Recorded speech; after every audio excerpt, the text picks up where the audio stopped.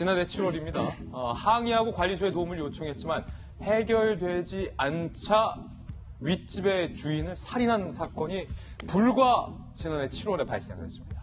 그리고 지난 1일 윗집 소음에 화난 아랫집이 다 죽여버리겠다며 흉기로 난동했던 사건도 불과 지난 1일입니다. 지난 1월이었습니다. 지난 5월 아랫집에 흉기를 들고 찾아가서 우리 집이 시끄러웠냐라고 역으로 협박했던 사건도 있었습니다. 그러니까 이 전문가들은 층간 소음이 한두 번 해서 이런 사건이 벌어진 것이 아니라 꾸준히 화가 쌓이다가 별거 아닌 걸로 살인까지 부를 정도로 그 충동을 느낄 수 있다라는 얘기를 하고 있는 겁니다. 급기야 많은 분들이 층간 소음으로 항의를 하자 화가 난 윗집의 폭력적 행동을 녹화하기 위해서 현관 앞에 CCTV를 설치해도 되냐는 문의까지 지금 폭발하고 있다고 합니다. 이런 문의입니다.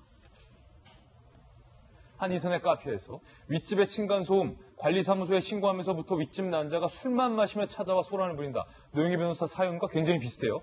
매번 동영상을 촬영할 수 없어서 현관 앞에 CCTV를 설치해서 녹화를 한다. 뭐 이런 일까지 지금 벌어지고 있다.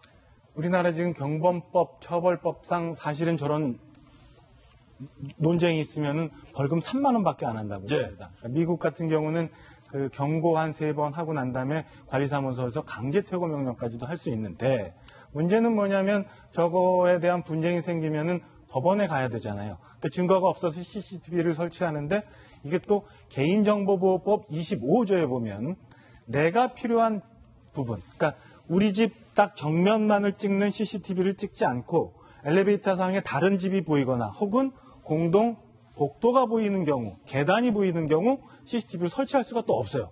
그래가지고는 그 자구책으로 CCTV를 설치해서 해보려고 하는 것도 굉장히 어려운 방법인 것 같아요. 사실 상황이 돼버렸어요. 그래서 그 여러 사람들이 그 자구책으로 노력을 하고는 있습니다만 법 위반 소지가 커서 이렇게 실시를 하지 못하고요. 전문가들은 이에 대해서 그러면 그 엘리베이터 다른 부분이나 혹은 복도나 계단이 나오지 않게 내 집안만 비출 수 있게 CCTV를 녹화를 하면 법적 증거로 채택될 수 있다고 얘기를 하고 있으니까 만약에 저렇게 해서 굉장히 어려운 경우에 처해 계신 분들은 잘 화면을 조정해서 우리 집 출입문만 비출 수 있도록 녹화를 하면 개인정보보호법을 벗어날 수 있습니다. 제가 개인정보보호법 관련해서 좀 자문을 하고 있는 변호사인데 실질적으로 CCTV 설치할 수가 있는데 경고 문구를 명확하게 써서 언제부터 언제까지 촬영을 하고 어떤 목적으로 촬영하는지에 대해서 명확하게 써야 되는 거예요. 근데 대부분의 경우는 그렇게 하지 않고 그냥 일반적으로 자기 집 앞에 그냥 괜찮겠거니 하고 설치하는 게 그게 바로 문제였거든요. 그러니까 지금 말씀하시는 것처럼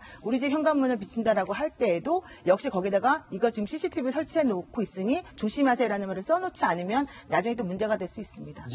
그렇게 문구를 써서 붙여놓는다면 CCTV 설치까지는 될 텐데 윗집의 폭력 행위는 막을 수 있어도 윗집의 층간소음은 그걸로도 막을 수가 없다는 건데 박인진 의원님, 저는 이 메모 내용 중에서 이 부분이 참 상식적으로 좀 이해가 안 되는 부분인데 첫 번째는 우린 윗집으로서 배려가 아닌 최대한 누리고 살 거야 라고 한 부분과 내가 너보다 윗집이야 다행이다라고 남긴 부분. 그런데 이 아랫집이 만약에 열받아서 그 윗집에 윗집으로 이사 가면 어떨 건지 어쩌라고 이러는 건지. 너보다 윗집이라 다행이다. 이거 뭐 지난 여름에 네가 한 일을 알고 있다라는 만큼 섬뜩한 영화 제목인 줄 알았어요. 처음에. 근데 여러분 지금 우리는 아래층에 살고 있는 분이 공개한 그 받아든 메모를 보기 때문에 윗집에 대해서 상당히 비판적으로 얘기를 합니다만 저 이거 상호적인 거라고 봅니다. 그래서 이 두 아래 윗집 사이에 어떤 일들이 벌어졌는지 우리가 모르기 때문에 그 메모를 보면은 이 사람 되게 배려 없는 사람이다라고 이야기하겠습니다만 죄송합니다. 그 아래층한테 제가 드리고 싶은 조언은 그런 거예요. 저도 그런 경우 왜 없었겠습니까?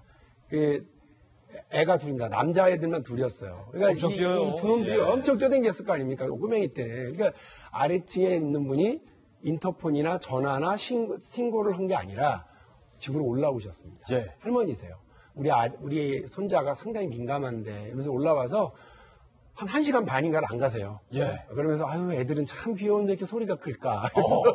근데 이웃이 찾아오니까 저희가 무슨 말씀인지 알고 빨리 가셨으면 좋겠는데 1시간 반 정도 저를 계시면서 차 내드리고 이렇게 가족 얘기하다 보니까 우리 조심해야지 그러면서 저희 와이프의 아이 엄마의 그 대책은 뭐냐면 이렇게 두꺼운 스티로폴 깔았어요. 그래서 아래층에서 조금이라도 싫은 소리를 듣기 싫은 거고, 그것도 얼굴에 맞댔으니까요. 예. 그런데 이게 저는 이게 그 아파트의 어떤 특색이긴 한데, 대면을 안 하고 그냥 전화로 인터폰으로 이렇게 하고 메모 쪽지를 전해주고 이러면 상대가 그 어떤 제대로 된 감정 전달을 못 받고요. 화부터 내게 돼 있더라고요. 그래서 그런 면들 생각을 해서 조금은 그냥 직접적으로 대면해서 제가 사실 이렇게 어렵습니다. 좀 이해해 주시면 고맙겠습니다. 그러면 메모와 쪽지 그리고 전화를 통해서 가는 것보다는 훨씬 더 낫지 않을까. 그런 이것도 큰 대안은 아닙니다만 그런 말씀을 좀 드리고 싶네요. 원래 이제 우리 한국 사람들이 또 인정이 많아서 운전하다가도 화가 뒤에서 끼어들면 버럭 나는데 창문 내리고 얼굴 보여주고 아이고 미안합니다. 손 한번 해주면 또 뒤에서도 누그러지거든요. 그러니까 얼굴 보고 좀 풀 수 있으면 풀자라는 내용이었습니다. 저희가 준비한 다음 핵직구 뉴스도 바로 공개하겠습니다. 함께 보시죠.